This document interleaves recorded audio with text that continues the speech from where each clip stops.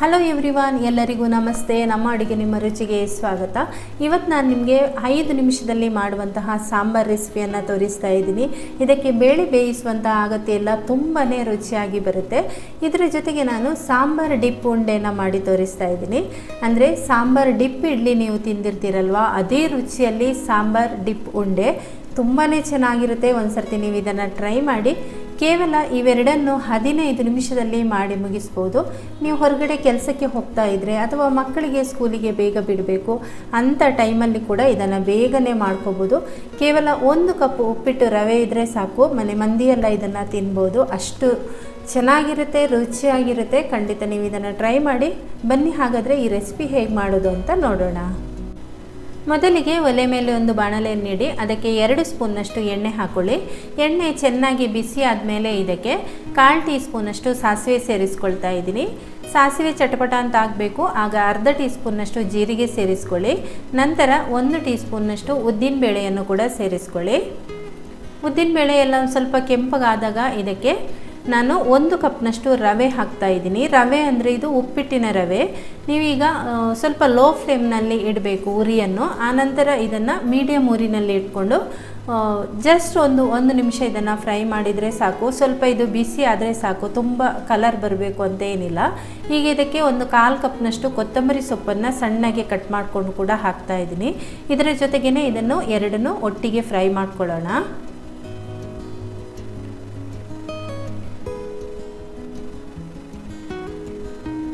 ಈಗ ಇದು ಫ್ರೈ ಮಾಡ್ಕೊಂಡಿದ್ದಾಗಿದೆ. ನೀರು ಹಾಕಬೇಕು. ನೀರು ಎಷ್ಟು ಗೊತ್ತಾ, 1 ಕಪ್ಪಿಗೆ 2.5 ಕಪ್ನಷ್ಟು ನೀರು ಸೇರಿಸ್ಕೊಳ್ಳಿ. ಬಿಸಿ ನೀರು ಹಾಕಬೇಕು ಅಂತೇನಿಲ್ಲ, ತಣ್ಣೀರೇ ಹಾಕ್ಬೋದು. ನಾನಿಲ್ಲಿ ತಣ್ಣೀರನ್ನೇ ಸೇರಿಸ್ತಾ ಇದ್ದೀನಿ. ಉಂಡೆ ಆಗ ತುಂಬ ಚೆನ್ನಾಗಿ ಬರುತ್ತೆ. ಈಗ ನಾನು 2.5 ಕಪ್ನಷ್ಟು ನೀರು ಹಾಕಿಬಿಟ್ಟು ಇದನ್ನು ಕುದಿಯೋದಕ್ಕೆ ಬಿಡಬೇಕು. ನಂತರ ಇದಕ್ಕೆ ಸ್ವಲ್ಪ ನಾನು ತೆಂಗಿನ ತುರಿ ಮತ್ತು ರುಚಿಗೆ ತಕ್ಕಷ್ಟು ಉಪ್ಪನ್ನು ಕೂಡ ಹಾಕ್ಕೊಳ್ತಾ ಇದ್ದೀನಿ. ತೆಂಗಿನ ತುರಿ ನೀವು ಹೆಚ್ಚು ಕಮ್ಮಿ ಮಾಡ್ಬೋದು. ನಾನಿಲ್ಲಿ 1/4 ಕಪ್ನಷ್ಟು ತೆಂಗಿನ ತುರಿ ಹಾಕಿದ್ದೀನಿ. ನಂತರ ಚೆನ್ನಾಗಿ ಇದನ್ನು ಈ ರೀತಿ ಮಿಕ್ಸ್ ಮಾಡ್ಕೊಳ್ಳಿ. ಒಂದು ಕುದಿ ಬರಬೇಕಿದು. ಕುದಿ ಅಥವಾ ಇದು ಗಟ್ಟಿ ಆಗಬೇಕು, ಕುದಿಯೇ ಬರಬೇಕು ಅಂತೇನಿಲ್ಲ. ಇದು ಗಟ್ಟಿ ಆಗ್ತಾ ಬರಬೇಕು. ಸ್ವಲ್ಪ ನಮಗೆ ಉಂಡೆ ಕಟ್ಟುವ ಹದಕ್ಕೆ ಇದು ಬರಬೇಕು. ಅಲ್ಲಿ ತನಕ ನಾವು ಈ ರೀತಿ ಮಾಡ್ಕೊಳ್ಳೋಣ. ನೋಡಿ, ಸ್ವಲ್ಪ ಇದು ಈಗ ಗಟ್ಟಿ ಆಗ್ತಾ ಬರ್ತಾ ಇದೆ. ಜಸ್ಟ್ 1-2 ನಿಮಿಷದಲ್ಲಿ ಇದು ಗಟ್ಟಿಯಾಗುತ್ತೆ. ಈಗ ನೋಡಿ, ಲೈಟಾಗಿ ಸೈಡಲ್ಲೆಲ್ಲ ಸ್ವಲ್ಪ ಕುದೀತಾ ಇದೆಯಲ್ವಾ, ಕುದೀತಾ ಇದ್ದಾಗೇ ಗಟ್ಟಿ ಕೂಡ ಆಗುತ್ತೆ. ಇದು ಸ್ವಲ್ಪ ಗಟ್ಟಿ ಆದಮೇಲೆ ಮಾತ್ರ ಈ ರೀತಿ ತಿರುಗಿಸ್ತಾ ಇರಬೇಕು, ಇಲ್ಲಾಂದರೆ ತಳ ಹಿಡಿಯುತ್ತೆ. ಈಗ ನೋಡಿ, ಗಟ್ಟಿ ಆಗಿದೆ ಇದು. ಈ ಥರ ನಾನು ಇದನ್ನು ತಿರುಗಿಸ್ತಾನೇ ಇದ್ದೀನಿ.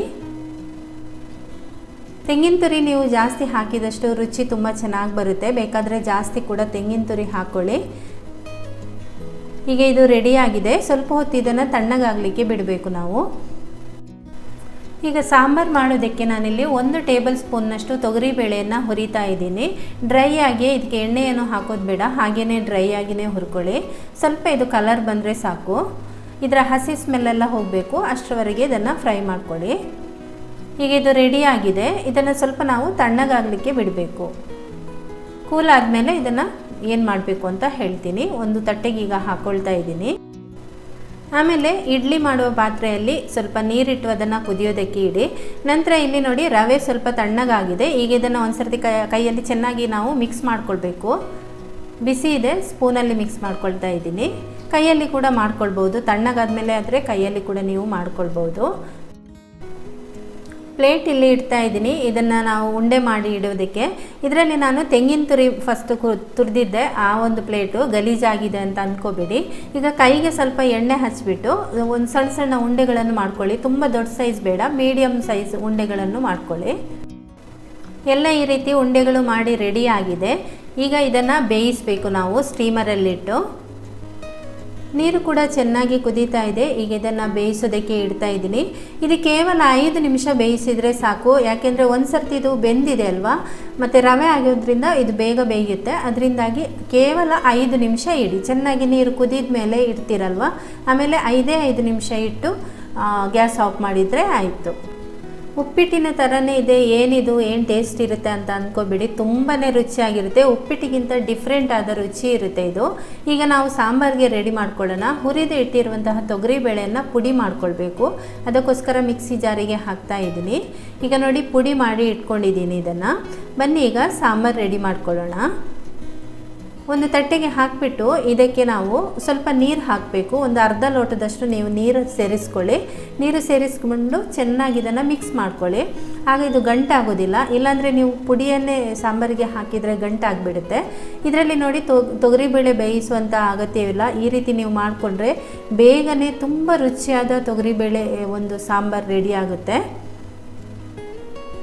ನಮಗೆ ತುಂಬ ಅರ್ಜೆಂಟ್ ಇದ್ದಾಗ ಮತ್ತು ಬೆಳಿಗ್ಗೆ ಎಲ್ಲ ಗಡಿಬಿಡಿಯಲ್ಲಿ ತಿಂಡಿ ಮಾಡಲಿಕ್ಕೆಲ್ಲ ಲೇಟ್ ಆಗುತ್ತೆ ನೋಡಿ, ಆ ಟೈಮಲ್ಲಿ ಕೂಡ ಈ ರೀತಿಯಾದ ಸಾಂಬಾರು ನಾವು ರೆಡಿ ಮಾಡ್ಕೊಳ್ಬೋದು. ತುಂಬಾ ರುಚಿಯಾಗಿರುತ್ತೆ. ಈಗ ನೋಡಿ ಈ ರೀತಿ ನೀರು ಮಾಡಿ ಇದನ್ನು ಇಟ್ಕೊಂಡಿದ್ದೀನಿ. ಈಗ ಒಂದು ಈರುಳ್ಳಿಯನ್ನು ನಾನು ಕಟ್ ಮಾಡ್ಕೊಂಡಿದ್ದೀನಿ. ನಂತರ ಒಂದು ಟೊಮೆಟೊ ಕೂಡ ಕಟ್ ಮಾಡ್ಕೊಂಡಿದ್ದೀನಿ. ಒಂದು ಸ್ವಲ್ಪ ಹುಳಿ, ಇಷ್ಟು ಹುಣಸೆ ಹಣ್ಣನ್ನು ನೀರಿನಲ್ಲಿ ಹಾಕಿ ಸ್ವಲ್ಪ ರಸ ತೆಗೆದಿಟ್ಕೊಳ್ತಾ ಇದ್ದೀನಿ. ಈಗ ಒಲೆ ಮೇಲೆ ಒಂದು ಬಾಣಲೆ ಇಟ್ಟು ಅದಕ್ಕೆ 2 ಸ್ಪೂನಷ್ಟು ಎಣ್ಣೆ ಹಾಕ್ಕೊಳ್ಳಿ. ಎಣ್ಣೆ ಹಾಕಿದ ಮೇಲೆ ಎಣ್ಣೆ ಚೆನ್ನಾಗಿ ಬಿಸಿ ಆಗುತ್ತಲ್ವ, ಆಮೇಲೆ ಅರ್ಧ ಟೀ ಸ್ಪೂನಷ್ಟು ಸಾಸಿವೆ ಸೇರಿಸ್ಕೊಳ್ಳಿ. ಸಾರಿ, ನಾನು ಮೊದಲೇ ಸಾಸಿವೆ ಸೇರಿಸಿದ್ದಾಗಿದೆ, ಅದು ವಿಡಿಯೋ ಯಾಕೋ ಮಿಸ್ ಆಗಿದೆ. ಈಗ ಸ್ವಲ್ಪ ಜೀರಿಗೆ ಹಾಕ್ತಾ ಇದ್ದೀನಿ, 1/4 ಟೀ ಸ್ಪೂನಷ್ಟು ಜೀರಿಗೆ ಅಷ್ಟೇ. ಒಂದು ಸ್ವಲ್ಪ 1/4 ಟೀ ಸ್ಪೂನಷ್ಟು ಉದ್ದಿನಬೇಳೆ ಸೇರಿಸ್ಕೊಳ್ತಾ ಇದ್ದೀನಿ.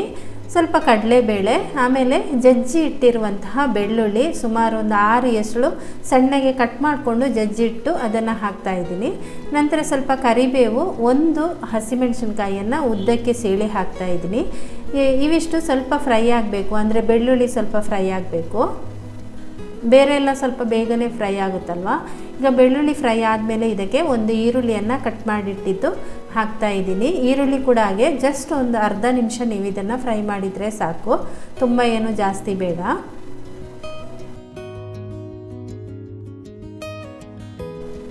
ಈರುಳ್ಳಿ ಫ್ರೈ ಆದಮೇಲೆ ನಾವು ಟೊಮೆಟೊ ಸೇರಿಸ್ಕೊಳ್ಳೋಣ. ಟೊಮೆಟೊ ಬೇಯ್ತಾ ಇದ್ದಾಗ ಒಂದು ಸ್ವಲ್ಪ ಅದಕ್ಕೆ ಉಪ್ಪು ಸೇರಿಸಿದರೆ ಸ್ವಲ್ಪ ಬೇಗ ಇದು ಫ್ರೈ ಆಗುತ್ತೆ. ಒಂದು ಸ್ವಲ್ಪ ಇಲ್ಲಿ ಉಪ್ಪು ಸೇರಿಸ್ಕೊಳ್ತಾ ಇದ್ದೀನಿ. ಚೆನ್ನಾಗಿ 1 ನಿಮಿಷ ಇದನ್ನು ಫ್ರೈ ಮಾಡ್ಕೊಳ್ಳಿ. ಟೊಮೆಟೊ ಒಂದು ಸ್ವಲ್ಪ ಬೆಂದರೆ ರುಚಿ ಚೆನ್ನಾಗಿ ಬರುತ್ತೆ. ಈಗ ಇದು ಚೆನ್ನಾಗಿ ಫ್ರೈ ಆಗಿದೆ. ಈಗ ಇದಕ್ಕೆ ಹುಣಸೆ ರಸ ಸೇರಿಸ್ಕೊಳ್ಳೋಣ. ಈಗ ಇದನ್ನು ಒಂದು ಸರ್ತಿ ಚೆನ್ನಾಗಿ ಕಲಸಿಬಿಟ್ಟು ಆಮೇಲೆ ಪುಡಿ ಮಾಡಿಟ್ಟಿರುವಂತಹ ತೊಗರಿಬೇಳೆಯನ್ನು ನಾವು ಸೇರಿಸ್ಕೊಳ್ಬೇಕು. ಈಗ ಇದನ್ನು ಒಂದು ಸರ್ತಿ ಈ ರೀತಿ ಕಲಸಬೇಕು, ಇಲ್ಲಾಂದರೆ ಅಡಿಯಲ್ಲಿ ನಿಂತ್ಕೊಂಡಿರುತ್ತಲ್ವ ಪುಡಿ, ಅದು ತಕ್ಷಣ ಹಾಕಿದಾಗ ಗಂಟಾಗೋ ಚಾನ್ಸಸ್ ಇರುತ್ತೆ, ಇಲ್ಲಾಂದರೆ ತಳ ಹಿಡಿಯುತ್ತೆ. ಒಂದು ಸರ್ತಿ ಮಿಕ್ಸ್ ಮಾಡಿಬಿಟ್ಟು ಹಾಕಿ.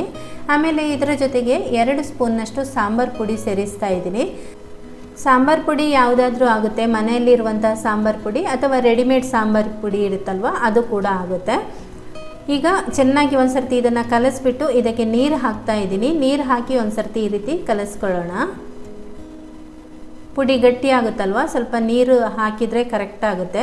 ಈಗ ಇನ್ನೊಂದು ಸ್ವಲ್ಪ ನೀರು, ಎಷ್ಟು ಬೇಕು ನಿಮಗೆ ಅಷ್ಟು ನೀರು ಹಾಕ್ಕೊಳ್ಳಿ. ಯಾಕೆಂದರೆ ತೊಗರಿಬೇಳೆ ಪುಡಿ ಆಮೇಲೆ ಕುದೀತಾ ಸ್ವಲ್ಪ ಗಟ್ಟಿ ಆಗುತ್ತೆ. ನೋಡಿಕೊಂಡು ಸ್ವಲ್ಪ ನೀರನ್ನು ಹಾಕಿ ಕುದಿಸ್ಕೊಳ್ಳಿ. ಈಗ ರುಚಿಗೆ ತಕ್ಕಷ್ಟು ನಾನಿಲ್ಲಿ ಉಪ್ಪು ಕೂಡ ಹಾಕ್ಕೊಂಡಿದ್ದೀನಿ. ನೋಡಿ, ಇಷ್ಟು ನೀರು ಮಾಡ್ಕೊಂಡಿದ್ದೀನಿ. ಈಗ ಇದು ಚೆನ್ನಾಗಿ ಒಂದು ಕುದಿ ಬರಬೇಕು. ಕುದೀತಾ ಇದೆ ನೋಡಿ. ಕುದೀತಾ ಇದ್ದಾಗ ಇನ್ನು ಸ್ವಲ್ಪ ಗಟ್ಟಿಯಾಗಿದೆ. ಇನ್ನೂ ಕೂಡ ಇದು ಆರಿದ ಮೇಲೆ ಗಟ್ಟಿ ಆಗುತ್ತಲ್ವ, ಅದಕ್ಕೋಸ್ಕರ ಇನ್ನೂ ಸ್ವಲ್ಪ ನೀರು ಸೇರಿಸ್ತಾ ಇದ್ದೀನಿ. ಮುಚ್ಚಳ ಮುಚ್ಚಿ ಇದನ್ನು 2 ನಿಮಿಷ ಮೀಡಿಯಮ್ ಊರಿನಲ್ಲಿ ಕುದಿಯೋದಕ್ಕೆ ಬಿಡಿ. 2 ನಿಮಿಷ ಆದಮೇಲೆ ಇಲ್ಲಿ ನೋಡಿ ಒಳ್ಳೆ ಕಲರ್ಫುಲ್ ಆದ ಒಂದು ಸಾಂಬಾರು ರೆಡಿ ಆಗಿದೆ. ಕೊನೆಗೆ ಒಂದು ಸ್ವಲ್ಪ ಕೊತ್ತಂಬರಿ ಸೊಪ್ಪು ಹಾಕಿಬಿಟ್ರೆ ಟೊಮೆಟೊ ಈರುಳ್ಳಿ ಸಾಂಬಾರು ರೆಡಿಯಾಗಿದೆ. ತುಂಬಾ ರುಚಿಕರವಾಗಿರುತ್ತೆ. ದಿಢೀರಂತ ನೀವು ಮಾಡ್ಕೊಳ್ಬೋದು.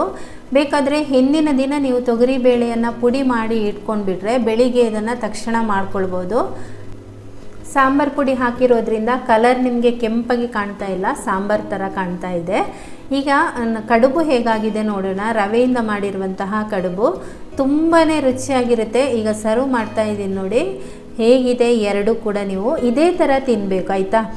ಸಾಂಬಾರಿಗೆ ನಾವು ಇಡ್ಲಿ ಸಾಂಬಾರು ಹೇಗೆ ತಿಂತೀವಿ ಅದೇ ಥರ ತಿಂದು ನೋಡಿ. ಮತ್ತು ಸಾರಿ, ನನಗೆ ಕಡುಬು ಯಾವ ರೀತಿ ಆಗಿದೆ ಅಂತ ನಾನು ನಿಮಗೆ ಕೈಯಲ್ಲಿ ಕಟ್ ಮಾಡಿ ತೋರಿಸೋದಕ್ಕೆ ಮರ್ತೋಯ್ತು. ಆದರೆ ಇದು ಇಡ್ಲಿ ಥರ ಇದೆ ಆಯಿತಾ, ತುಂಬಾ ಸಾಫ್ಟ್ ಆಗಿದೆ ನೋಡಿ. ಸ್ಪೂನಲ್ಲಿ ಈ ರೀತಿ ಮಾಡ್ಕೊಂಡು ತಿನ್ನಿ, ತುಂಬ ಅಂದರೆ ತುಂಬ ರುಚಿಯಾಗಿರುತ್ತೆ. ಖಂಡಿತ ನಾನು ಗ್ಯಾರಂಟಿ ಕೊಡ್ತೀನಿ. ಈ ವಿಡಿಯೋ ನಿಮಗೆ ಇಷ್ಟ ಆದರೆ ಒಂದು ಲೈಕ್ ಮಾಡಿ, ಶೇರ್ ಮಾಡಿ, ಕಮೆಂಟ್ ಮಾಡಿ, ಚಾನಲ್ಗೆ ಸಬ್ಸ್ಕ್ರೈಬ್ ಮಾಡ್ಕೊಳ್ಳಿ. Thank you.